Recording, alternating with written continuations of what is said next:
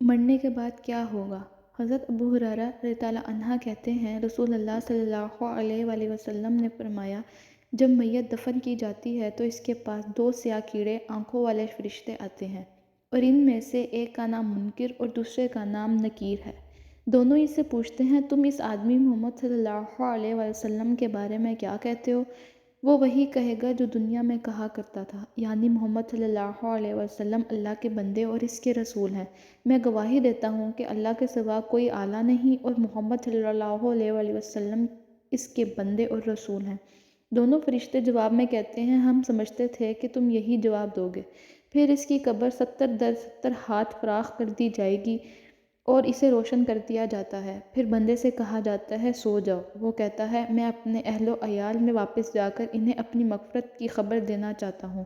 فرشتے جواب میں کہتے ہیں، یہ ممکن نہیں، بلکہ اب تم دلہن کی نیند جیسی پرسکون نیند سو جاؤ جسے اس کے محبوب کے علاوہ کوئی نہیں جگاتا۔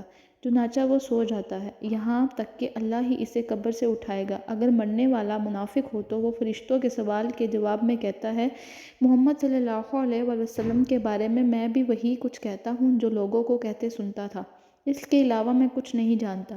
دونوں فرشتے کہتے ہیں، ہمیں معلوم تھا یہی جواب دو گے۔ پھر زمین کو حکم دیا جاتا ہے کہ تنگ ہو جا، چنانچہ وہ تنگ ہو جاتی ہے اور اس کی پسلیاں ایک دوسرے سے گھس جاتی ہیں۔ منافق اپنی قبر میں قیامت تک اسی عذاب میں مبتلا رہتا ہے۔